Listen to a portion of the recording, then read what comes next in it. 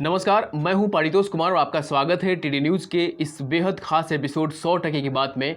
और आज हम बात करेंगे कि क्या कोरोना की तीसरी लहर आएगी, अगर आएगी तो कब आएगी और इसके शिकार कौन कौन होंगे। इसकी जानकारी हमने कुछ एक्सपर्ट्स के रिसर्च के माध्यम से जुटाने की कोशिश की है।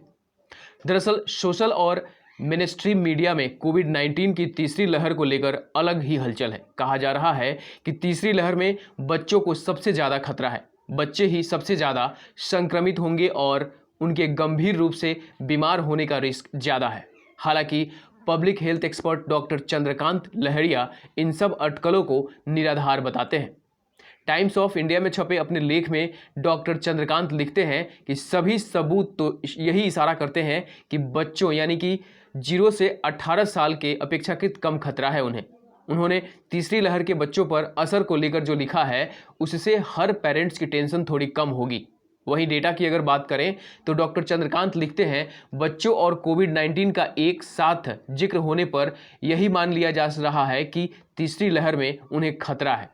सिंगापुर में जब स्कूल बंद किए गए तो भारत में इसे एक तरह से सबूत की तरह देखा गया कि नए स्ट्रेन का प्रभाव बच्चों पर पड़ने वाला है। लेकिन एक बार हम उपलब्ध डेटा को देखें तो वह तस्वीर साफ कर देता है। दोनों लहरों में जितने भी लोग अस्पताल में भर्ती हुए उनमें से 2.5% 1 से 18 वर्ष एज ग्रुप वाले थे। इस एज ग्रुप की आबादी में करीब 40% हिस्सेदारी है। बच्चों के मुकाबले वयस्कों को कोविड से गंभीर बीमारी और मौत का खतरा 10 से 20 गुना ज़्यादा है। दुनिया के किसी भी कोने से ऐसा कोई सबूत नहीं मिला कि तीसरी या उसके बाद ही किसी लहर में बच्चों पर ज़्यादा असर होगा। हालांकि उल्टे सीधे दावों से पेरेंट्स में घबराहट बढ़ी है, लेकिन घबराने की कोई ज़रूरत नहीं है। दरअसल SARS-CoV-2 के नए स्ट्रेन्स ज़्यादा संक्रामक हैं, लेकिन उनमें किसी एज ग्रुप की गंभीरता और गंभीर रूप से बीमार करने की क्षमता में परिवर्तन नहीं हुआ है। कोविड-19 को समझने वाले लगभग हर एक्सपर्ट ने यही तथ्य बताए हैं। भारत में पीडियाट्रिशियंस की प्रोफेशनल एसोसिएशन ने भी यही बात कही है। फिर भी कई लोग डेटा को घुमा फिरा कर दिखा रहे हैं।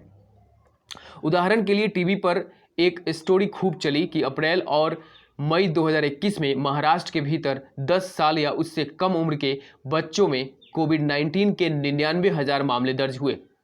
दावा हुआ कि बच्चों के संक्रमण में 3.3 गुना का इजाफा हुआ। इसी तरह एक और रिपोर्ट में अहमदनगर में 8,000 नए संक्रमण 1 से 18 साल उम्र वाले के बच्चों का जिक्र हुआ।